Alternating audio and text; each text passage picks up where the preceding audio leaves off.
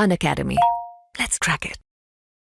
नमस्कार दोस्तों, पाथफाइंडर पर आप सभी का स्वागत है। मेरा नाम निधि है। दोस्तों, पॉलिटी PYQs हम कर रहे हैं पिछले 10 सालों के, जहां पर मैं आपको 4 से 5 क्वेश्चंस विद एक्सप्लेनेशन करा रही हूं यहाँ पर रेगुलर बेसिस पर। तो let's start with today set of questions. पर उससे पहले ये मेरा छोटा सा इंट्रोडक्शन है दोस्तों। ये मेरा टेलीग्राम चैनल है जहाँ पर आप मुझे फॉलो कर सकते हैं मेरी किसी भी क्लास की अपडेट, शेड्यूल, PDF के लिए, या फिर अगर आपको कोई क्वेरी है, डाउट, कन्फ्यूजन है तो भी आप मुझसे कनेक्ट कर सकते हैं। Now NDLive10 is my code. इस कोड का आप इस्तेमाल कर सकते हैं to unlock exclusive content on Unacademy. यहाँ पर एक डिस्क्रिप्शन बॉक्स में एक लिंक गिवन है आपको, जिसको आप क्लिक करेंगे, आपको फॉर्म मिलेगा, उसको आप फिल कर देंगे, आपको बहुत सारे बेनिफिट्स यहाँ पर मिलेंगे, बहुत सारे एक्सक्लूसिव कंटेंट मिलेगा। एजुकेटर कोड आपसे पूछा जाएगा तो उसके लिए आपको यूज करना है दिस कोड NDLive10 और स्पेशल एक्सेस। ठीक है, इसके अलावा ये कोड आप इस्तेमाल कर सकते हैं to avail flat 35% discount on subscription at our offline centres. Karol Bagh centre पर हम ये कोर्सेज लेकर आए हैं 2025-26 की तैयारी के लिए।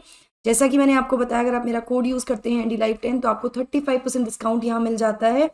कोई भी आप जानकारी के लिए, क्वेरी के लिए इस नंबर पर कॉल कर सकते हैं या फिर करोल बाग सेंटर विजिट कर सकते हैं।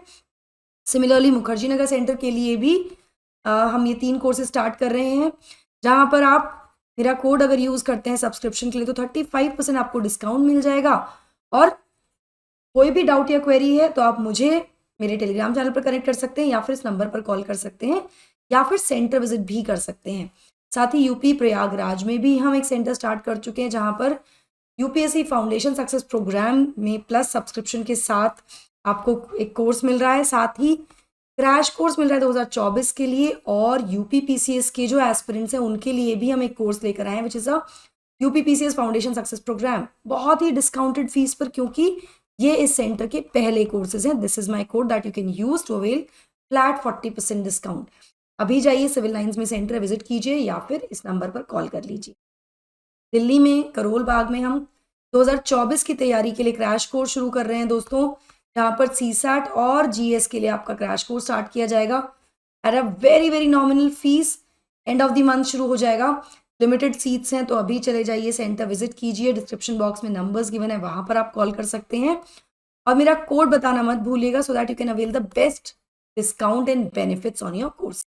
तो let's start with the questions. जैसा कि मैंने आपको कहा है कि मिनिमम क्वेश्चंस हम करेंगे, मिनिमम 4 to 5 क्वेश्चंस करेंगे। तो पहला क्वेश्चन है, right to privacy is protected under the article of constitution of India. Which article? Basically सीधा सीधा क्वेश्चन है, बहुत आसान है, बहुत आसान है।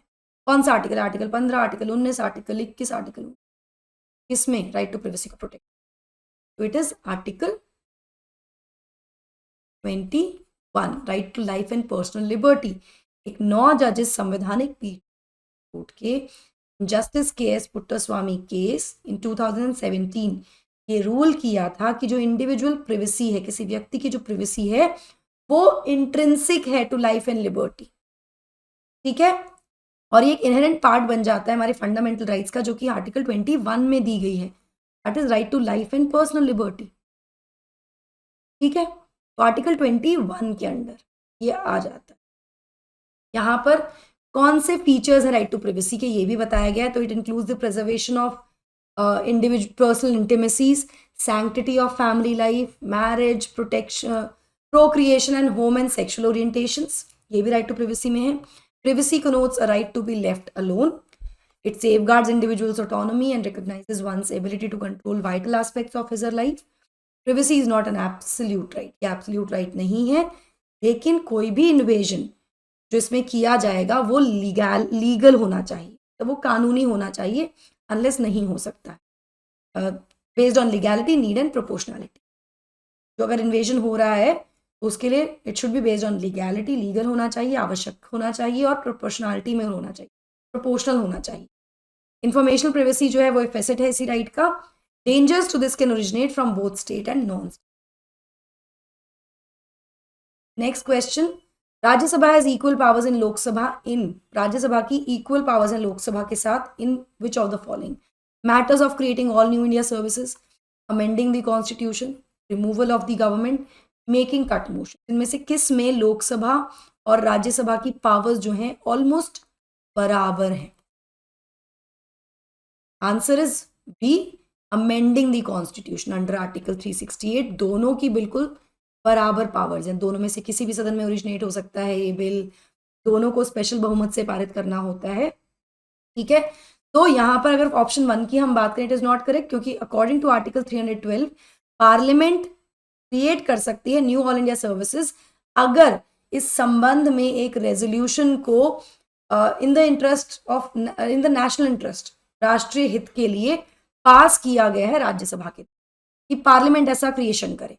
तो राज्यसभा से ये रेजोल्यूशन पास होना चाहिए इस इंटरेस्ट में, इसके लिए, तब पार्लियामेंट क्रिएट करेगी। तो राज्यसभा के पास यहाँ पर पावर ज्यादा होगी, ठीक है। So Rajya Sabha has more power over the creation of new all India services. इसी तरह आर्टिकल 75 क्लॉज 3 में कॉन्स्टिट्यूशन कहता है कि जो काउंसिल ऑफ मिनिस्टर्स हैं वो कलेक्टिवली रिस्पॉन्सिबल होंगे to the house of people, यानी लोकसभा। इसका मतलब लोकसभा के पास इस संबंध में ज्यादा पावर्स हैं। तीसरा स्टेटमेंट भी गलत हो गया। कट मोशन के केस की अगर हम बात करें, स्टेटमेंट 4 जो है, टू डिमांड फॉर ग्रांट, ये रिप्रेजेंट करता है डिसअप्रूवल ऑफ सम एस्पेक्ट और अदर, कट मोशन उसमें कट लगाना, ऑफ द बजट और the economic policy of the government. Rajya Sabha यहाँ पर केवल रिकमेंडेशंस दे सकती है कट मोशंस के केस में, हर उसके कोई एडिशनल राइट यहाँ पर नहीं है। तो चौथा स्टेटमेंट भी गलत है। Second statement which talks about the amending power, जो मैंने आपको बताया, वहां पर राज्यसभा और लोकसभा बिल्कुल, ठीक है। चलिए, now which of the following categories of fundamental rights incorporated against untouchability as a form of discrimination? Right against exploitation, right to freedom, right to constitutional remedies, right to equality. Question को पढ़िए, 10 second का pause कीजिए and then answer कीजिए। Answer is D, ठीक है, D which is right to equality. यहां पर untouchability as a form of discrimination दिया गया है ना, तो इट इज अंडर आर्टिकल 70, ठीक है, राइट टू इक्वालिटी में, which has all these rights: equality before law, prohibition of discrimination, equality of opportunity in matters public employment, abolition of untouchability, abolition of, ठीक है। In India, separation of judiciary from the executive is enjoined by a preamble, the preamble of the constitution, directive principle of state policy, 7th schedule, conventional practice। Simple है, बहुत आसान है। Answer is B, article 50 जो है हमारे संविधान का, DPSP talks about the separation of, ठीक है, it gives direction to the state to keep judiciary independent to the executive, particularly in judicial appointment, ठीक है। इसी वजह से NJAC, national judicial appointment committee, जो अमेंडमेंट करके लाई जा रही थी, उसको नल एंड वॉइड घोषित किया गया था, जिसमें एग्जीक्यूटिव और लेजिस्लेचर का इन्वॉल्वमेंट तो यहाँ पर नहीं हो, ठीक है। चलिए, a parliamentary system of government is one in which all political parties in parliament are represented in the government. The government is responsible to the parliament and can be removed by it. The government is elected by the people and can be removed by them. The government is chosen by the parliament and can not be removed by it before completion of the fixed term. Now there can be a question in your head, जिनको पता होगा इसके बारे में, तो यहाँ पर UPSC is about choosing the best of the given options.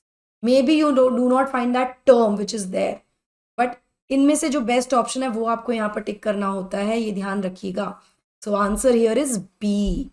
Parliamentary system एक डेमोक्रेटिक फॉर्म ऑफ गवर्नमेंट है जहाँ पर पार्टी या कोलिशन ऑफ पार्टीज जिनके पास मेजॉरिटी होती है पार्लियामेंट में, लेजिस्लेचर में,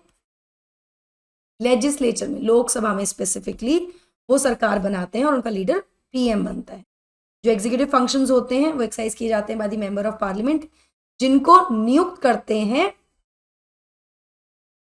prime minister to the cabinet. इनकी नियुक्ति on the advice of the prime minister, राष्ट्रपति के द्वारा की जाती है, on advice of the prime minister, ठीक है।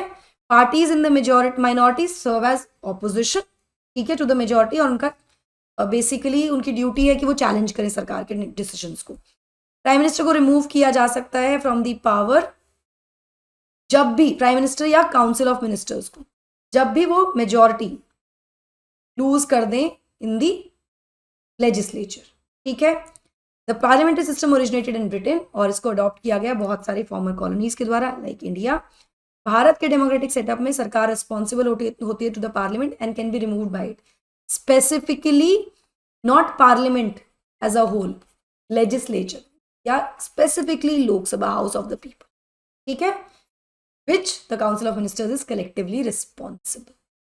ऑलराइट, इस तरह की जो गवर्नमेंट है where the centre is responsible to elected representatives of the parliament is called the parliamentary form of. इस सेकेंड पर सही है. So that will be all from my side guys. I hope आपको अच्छा लगा हो. बिफोर वी वाइंड अप, जैसा कि मैंने आपको बताया, अनअकैडमी सेंटर्स पर आपको बहुत सारे बेनिफिट्स और फैसिलिटीज़ मिल जाती हैं. आप सेंटर विजिट कर सकते हैं. मेरे कोड NDLive10 के साथ आप जाइए, मेरा कोड यूज़ कीजिए. आप फ्री डेमो क्लासेस यहाँ पर ले सकते हैं. इसके अलावा offline current affair classes, one on one mentorship, educated doubt solving sessions या फ्री मैगजीन, लाइब्रेरी और वाईफाई फैसिलिटी भी आपको यहाँ पर मिल जाती है. सो वो विजिटर सेंटर्स डिटेल्स आपको डिस्क्रिप्शन बॉक्स में मिल जाएंगी. आप नंबर्स पर कॉल भी कर सकते हैं, या दिल्ली में मुखर्जी नगर करोलबाग सेंटर विजिट कर सकते हैं, और यूपी में प्रयागराज सेंटर विजिट कर सकते हैं. That will be all from my side. I hope you like this session. Do not forget to like, share and subscribe to the channel, and also hit the bell icon so that you get notifications about latest. Thank you so much. God bless. Take care.